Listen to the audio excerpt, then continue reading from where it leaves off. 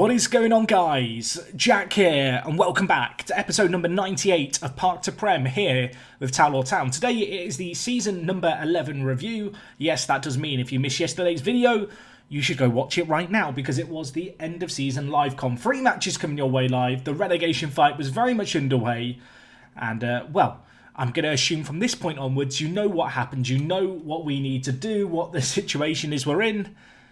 It's weird, isn't it? I've not uploaded the video that I recorded yesterday for you guys to see yet. I'm a little bit ahead with episodes, a day or two ahead. So I don't know what the reaction is to the fact I've been relegated, which I actually think works in my benefit for this video here because, yeah, I want to, have my own opinion without being influenced by what you guys are saying, although I'm sure everyone has their own thoughts on exactly what we could have done. I think the biggest thing for me is it was a fiercely competitive season. Of course, season number 11 marked us making it into the Premier League for the very first time. The promotion from the Championship in many ways was a curse as well as it being a blessing. I always knew it was going to cause us some issues. I thought we did okay in the transfer market, but obviously the odds were always against us. And the good news is, despite going down the board, are very understanding of the fact we've gone down, which, at least for me, is a little bit of a relief. And of course, there is just one big silver lining to all of it. And it's this guy, Andrei Svetsov. Now, unfortunately for us, despite the fact he's got 6 years left on his current contract, there is a lot of teams interested in him, so that's going to be difficult to fend off. But of course, just looking back to the start of the season and where things all began, we came into the year with a very, very limited transfer budget. You may remember it was about £13 million, which, in reality, to build a Premier League quality team, you probably need... it depends, right? If you're an established Championship team, I feel like £13 million can allow you to add, 3 or 4 really high-quality Premier League players, whereas the issue I had was we were getting promoted, and actually when you looked across our entire team, there was maybe 4 players in the entire squad who were probably of Premier League quality, maybe a couple more, but I wouldn't say too many more than that. So it was always going to be tricky, and with the budgets that we had, obviously we didn't spend too crazy. The big transfer was Jan Matcha, who, I don't want to say he didn't live up to his billing, but I was expecting fireworks from him. I don't know if I was quite expecting an Andre Dazelle-esque season from him, obviously filling in the same role in the same system, but I was hopeful. Never really materialised. I will say he did get better as the year went on. He has currently got an active relegation release clause. Can I offer him a new contract? Oh, I can. Let's have a quick look at this, shall we? Because obviously when you get relegated, if a player has a relegation release clause, it becomes active, but you can sometimes negotiate them out of a player's contract. I'll say now, I can't afford the money that he wants, so I'm probably going to have to sell him, unfortunately. Of course, in a little bit, we'll talk about the plans for next year. But yeah, in terms of transfers, it wasn't too crazy. We brought in Matcha, we brought in Pittman. I will say now, I think Christian Walton was the best signing of the season in goal. I think he really, really helped us. Of course, in the summer, we have got another new addition in the goalkeeping position in Wanma Maragon, who is joining us from AC Milan.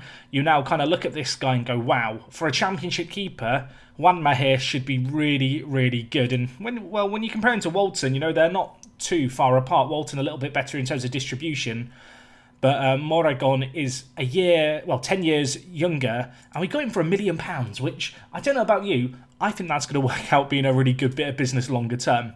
But anyway, I keep getting distracted about future transfers and stuff. The reality is, we spent as much money as we realistically could. Of course, we got that big influx of money in January, and I felt like we really had addressed the problem areas. The issue in January was we were still kind of staring down the barrel of a relegation gun. And so I didn't want to sign players who we might not be able to keep in the Championship next year. So, of course, we brought in Douglas, who is a very good centre-back, recently did sign a new contract, which increased his relegation release clause to 39 million, which could be very, very useful.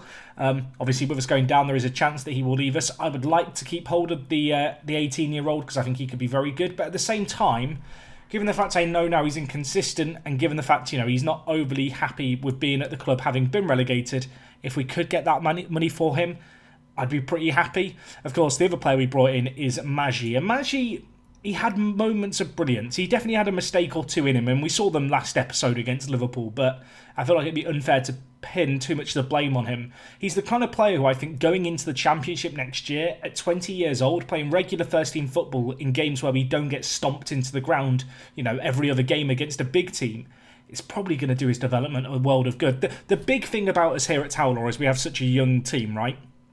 And I feel like there's a lot more to be gained from our youngsters playing in the Championship and being competitive for a year than having relegation scrap after relegation scrap after relegation scrap. Of course, it is a massive shame that when you spend £57 million, you don't stay up. But, I mean, given the kind of scale of the task, it wasn't entirely surprising. Obviously, in the outs, we let go of a few club legends and loaned out a lot of youngsters to Championship clubs, many of whom I imagine will play a role in the first team next year. So, of course, what happened this year? Well, first and foremost, we tried to play our attacking football. And you know what? We got the 4th most goals in the league. So that's a small win. And we also had the Golden Boot winner. But obviously, as the season went on, it became kind of obvious that maybe, trying to play attacking all the time wasn't the best option. Unfortunately, just due to a complete lack of strength in depth in the midfield. At centre mid, I always knew we were a little bit light. But in the wide areas, the options we had just didn't really perform. It was always kind of limit our formations that we could play. The other big factor is, of course, we have 2 top strikers in Turnbull and Shvetsov, who I would love and desperately need to keep hold of next year going into the Championship, because I think they'll just tear it apart. They'll get us promoted single-handedly, to be honest. But behind them, there just wasn't enough quality in the midfield, and it was unfortunate because of all the different systems we could play, there was always going to be an area of the pitch where there was a glaring weakness, and just due to our general lack of midfielders, we just don't have the option to play with more midfielders or a different shape of midfielders. I saw people in the comments recommending, maybe playing 3 centre mids. I don't have 3 centre mids. I mean, it's been a challenge this year. It really has been. When you look at the squad depth, obviously, there are glaring issues with the team that were always going to be an issue. And we were quite bare bones. But we knew that going into this all, I think, at the end of the day. So anyway, what happened in the season? Well, we got relegated. You watched last episode, you know that stuff. But it was a record high for the club, and we did, well, you can see it, we broke a few records. Record for least amount of wins, record for the club's least amount of goals, record for the team's least amount of points. I mean, I'm going to give us a little bit of the benefit of the doubt, considering we were in the Premier League, I suppose. In terms of players inducted into the overall best 11 at the end of this season, you can see here Shvetsov was inducted in alongside Williamson. Williamson, of course, played centre-back for a number of years. This year, just kind of fell out of contention. He was a big part of our defence getting promoted, but I didn't really have any... I don't want to say I didn't have any expectations of him to do it in the Premier League, but he's just not of Premier League quality. He was a weak link in the team last year in many ways, and as such, he just didn't play as much this year. You can see the overall best 11 here, a few familiar faces, I am sure. In terms of end-of-season awards, let's look at the in-game ones first and foremost. So you can see here, Andrei Shvetsov got Fans Player of the Year, Dylan Turnbull with Goal of the Season. The last few times I've tried to check this match highlight, it hasn't worked. Is it going to work today? I think this might be down to the skin I use. Oh, it's loading. How exciting. What was this? Oh, this was the League Cup. Right, this was the EFL Cup quarter-final where we got a 1-1 draw, and Walton in goal was the hero. This game was voted the game of the tournament. How good was this goal? I can't remember it. Is that weird that I can't remember it? I mean, it's not goal of the season. It's not goal. I don't know how that's been calculated as goal of the season, but it was apparently. Matcha was allegedly our signing of the season. I say allegedly because in truth, I don't feel like any of our signings actually made a huge difference. I guess the signings we made, they weren't terrible for the most part, and I didn't really expect them to do massive things, but there wasn't anyone who stood up and really, performed beyond what I was expecting in terms of the new additions to the team. Andrei Shvetsov got Young Player of the Year. In terms of my Player of the Year, I mean, it might come as a shock to say Shvetsov, and Shvetsov would be the winner, although I would put Walton a close second.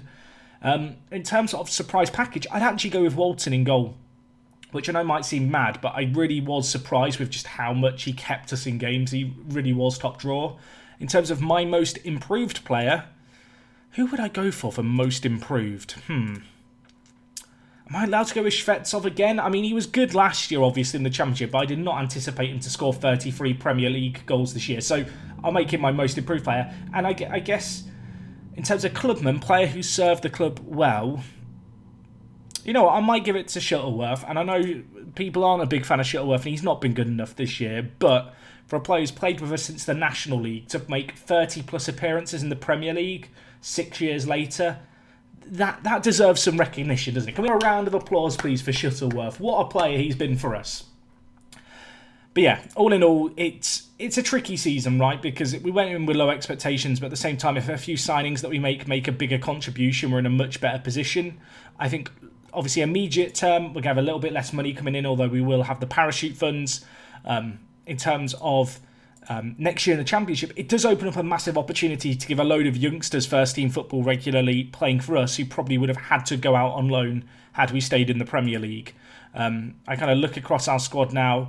There's some players here that we could probably move on and replace with the youngsters in our ranks. And of course, we've got a little bit of money to spend, £10 million in the bank. We are apparently committed to spend over our wage budget, although there's a massive amount of wage reduction going to happen due to contract clauses. And also, all it takes is one or two big sales to, solve the financial issues here at the club. Obviously, in terms of players that I would be willing to sell, Turnbull and Shvetsov completely off the table. I don't plan on getting rid of them. I feel like they could be our front two for many years to come. Behind them, though, players like Yamacha, if we had an offer that triggered his release clause, I couldn't really say a great deal. At the same time, £33 million for a player who just really didn't do it last year for us. It'd be a shame, because I think this guy could actually end up being a really good player, but he just hasn't been good enough for us. And I'm sure he would thrive playing in the Championship, but £33 million is more than half the budget that we had this year to spend on players. Like, it would be crazy.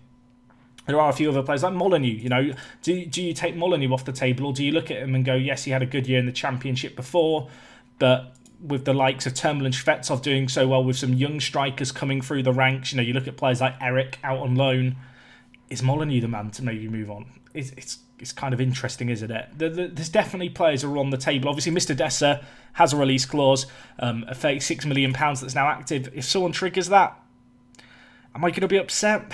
A little bit, because I feel like we've, really made this player the guy that he is. But at the same time, he hasn't really done it this year in the Premier League. And whilst he is very young, and it's kind of, with some of these players, it's easy to forget how young they are just because they've been at the club from the ages of 16, 17. But for a player like Mr. Dessa, if I got a £30 million offer, I rejected a similar offer last time we were in the Championship. But given the fact this would be happening at the start of the season where we can look to replace him, it would make sense, wouldn't it? That's kind of the reality here, is there is going to be a turnover of players. Anyway, in terms of stats for this year, obviously Shvetsov and Turnbull just head and shoulders above the rest.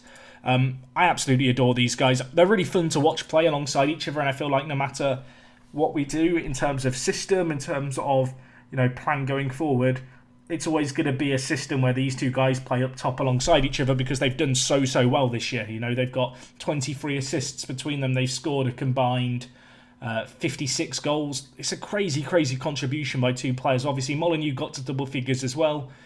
But the reality was that our midfield wasn't up to scratch, and it really was up to those two to pick up the pieces. I think our season next year really hinges on keeping hold of them. If we lose them, they're going to be impossible to replace, it would feel like. In terms of other players who played a lot of games, I mean, you can see here, Walton played 49 games this year. He played the most games. Matcha played a decent number of games and actually had an okay average rating. It's been a bit of a weird year. Usually we're used to seeing the average ratings just flooded with green, but with the season that we've had, more often than not, it has been below average performances. I talked about it a little last episode, but I don't feel like we were completely dominated in the Premier League this year. I feel like we're very unfortunate to go down. There's games that I look at as games that we probably win on another day. Obviously, you think back to the Brighton game just last episode, that one long shot just single-handedly knocking us out. And whilst we probably didn't deserve to get anything more from the game, it's just pivotal moments like that didn't really swing in our favour and ultimately have cost us. But I don't know, in terms of disappointment of the year, if I was going to give a disappointment of the year, this is another award that I have. I will try and remember to leave a template, but please get involved. Do let me know your player of the year, your surprise package, your most improved player, clubman, kind of player who served the team well, and biggest disappointment. If I was going to throw a player under the bus and say biggest disappointment, do I say Kosic? I feel like I have to say Kosic. At 21 years old, had a great year in the Championship last year, 16 goals, 12 assists. Just completely collapsed at this level. He's 21 years old. He looks like a player who should be quite good, but I do feel like his just lack of good passing and his lack of finishing kind of caught up with him at this level, and there's only so far that his physicals can carry him. That said, I do feel like longer term he could just be a really solid backup winger, on the bench to have. Obviously his positional versatility is great, and he is homegrown at club. It is worth noting he does currently have a 3-year contract at the club, so it's not the longest deal in the world. At the same time, there's plenty of time there. I guess speaking in terms of contracts, you can see here most players are tied into longer deals, which is a very important thing, and was part of the strategy when we came here. Obviously, you can see Turnbull, Shvetsov, both on 6-year contracts. They took contract extensions when they got promoted. Players like Shuttleworth also doing well. Ignatovic is an interesting one because this guy could definitely do it in the Championship, but he has this competitive streak. He has this lack of consistency. It's the kind of player who I may even look to loan out, but he has got a 5-year deal at the club, and at 20 years old, he's a player with a lot of potential, and I think there's still plenty of time for him to realise it. I feel like that's the big underlying trend here, actually, at the club is this is a team full of potential, and I actually feel like we have a better chance of realising that potential by going down.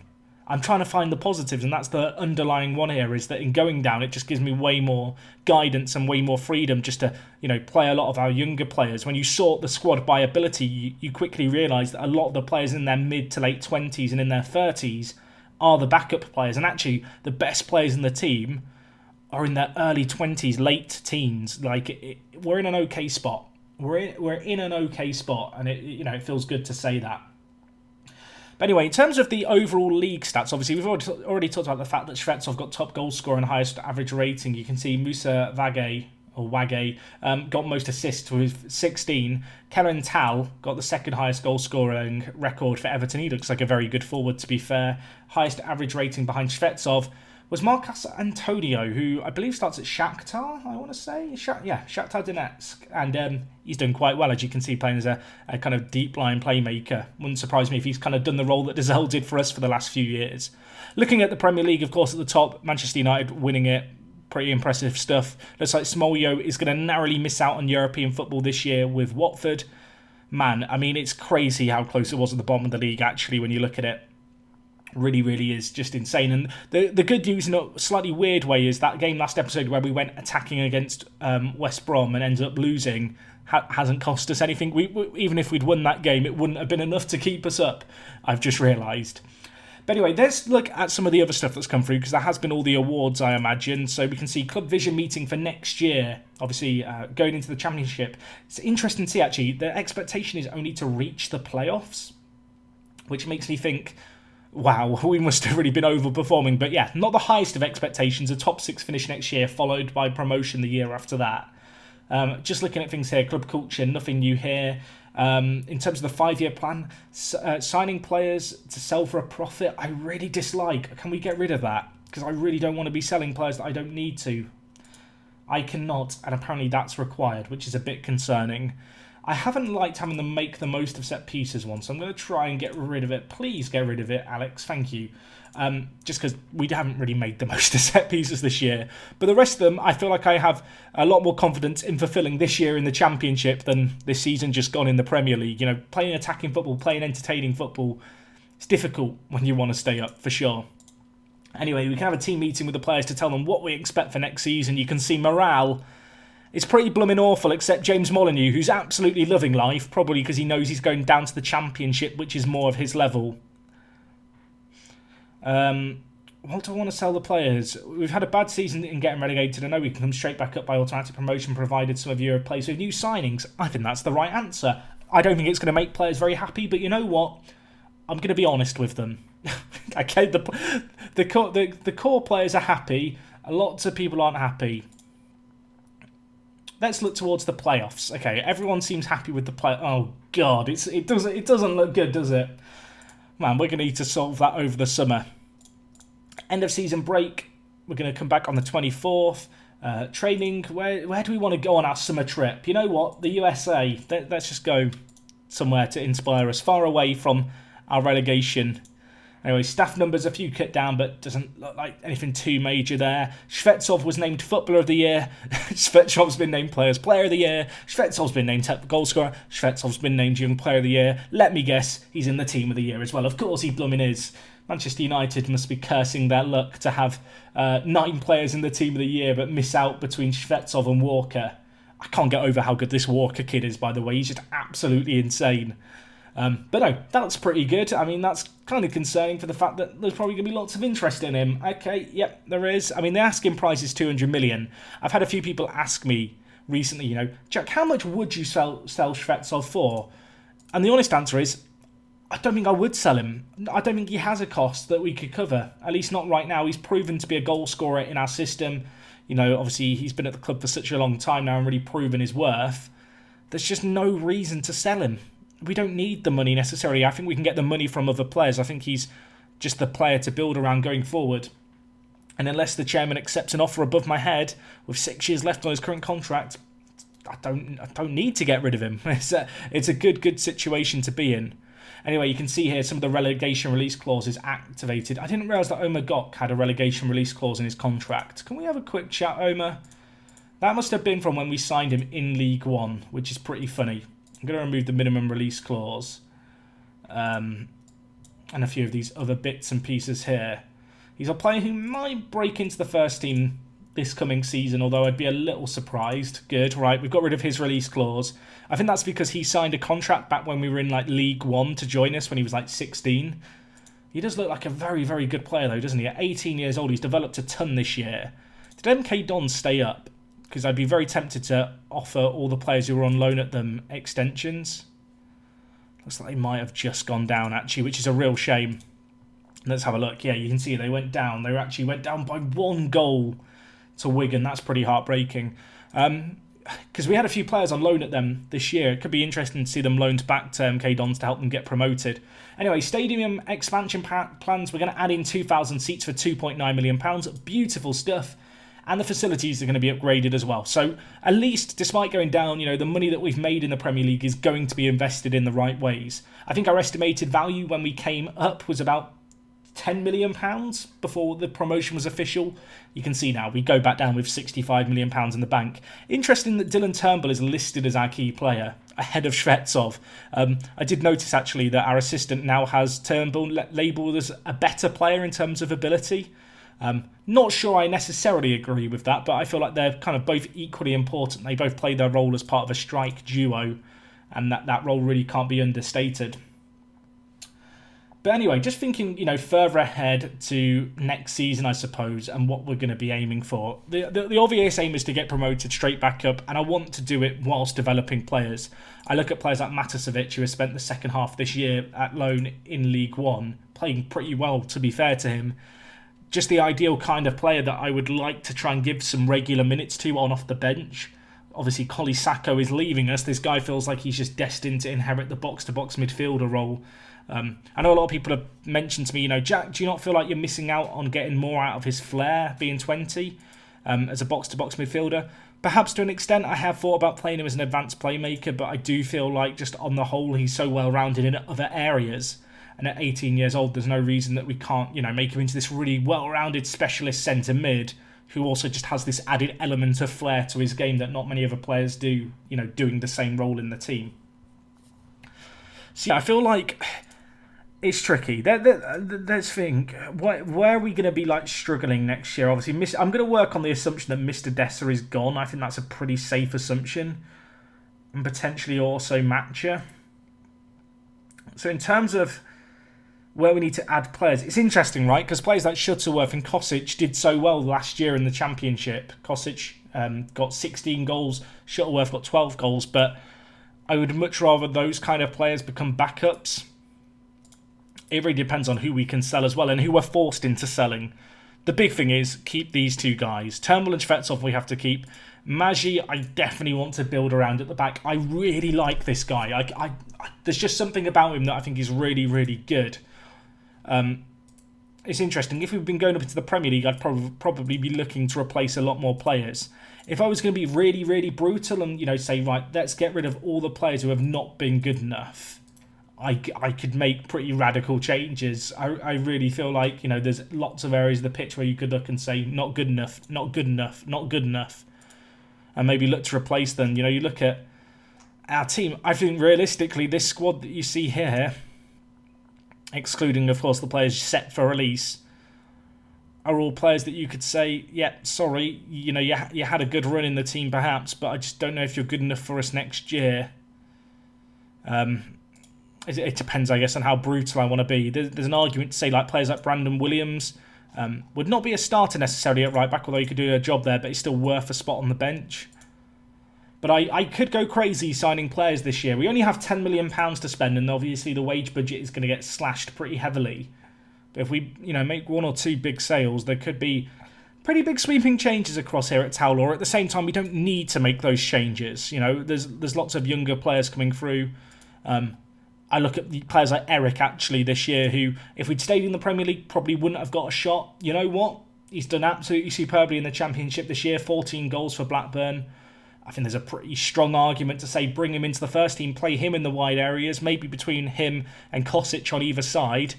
You know, there's something to be had there. And of course, we've still got players like Diakite to come in, who I think could add some decent quality. Inangi this year had a good loan spell at MK Dons. Is he the kind of player who you want to make third choice centre back in the Championship and give, opportunities to? I think there's certainly an argument for that. And across the board, we're in this weird spot where we've not really lost much of the squad that got us out of the Championship. I would like to dominate and win the Championship comfortably, but at the same time, I'm mindful of developing things. I'd be interested to know, how would you approach things here? Would you be going for a big fire sale? Would you be looking at players like Grant, Reyes, maybe even Hugo falls into that bracket? Obviously, Sacco is already leaving us. Would you look to just move them on? There's players like Alex Bless, who, don't get me wrong, perfectly serviceable, but he's probably a League One quality player. Like, he might be good as a little bit of squad depth and a little bit of kind of a plan B, but in the grand scheme of things, we brought him in for £400,000. I think there's better players out there who we can realistically attract off the back of a season in the Premiership. I don't know. This year's going to be a very, very tricky one. If I was going to make a prediction for next year, I want to be that it'll be Shvetsov and Turnbull end up with 60 goals between them. They almost got there this year in a shorter season. I feel like in a Championship season, obviously maybe a bit more difficult to get in a cup run, they could get 60 goals. And I'd also make the bold kind of prediction that I think Maggi will just develop a ton in the Championship. He looks like such a good player, and I feel like he's the kind of player who can really thrive playing really consistent football, and he already has thrived in his first 6 months at the club. But anyway, guys, a bit of an interesting retrospective look this year. In all honesty, we just didn't have the quality. That's kind of what it boils down to. It's an unusual position for me. I've never been relegated from the Premier League in one of these road to glory style saves. Usually, I feel like we adapt to the Premier League quite well, but the full effects of going from tier 10 up the league so quickly really was felt. I think the good news is now we've got that infrastructure set up. We've got the new stadium, which we built without any kind of loan. And we now have a platform whereby it should be easy to bounce back. Second time of asking from the Championship. But yeah, that's all from me today. I want to say again, as always, thank you so much for your support on this series. Next season's going to be a big one. I hope to see you for it. And it's going to be all from me today. It is me, Jack. I will see you for season number 12. Let's dominate the Championship. I'm optimistic. You should be too. And I'll see you on the next one. I'm out.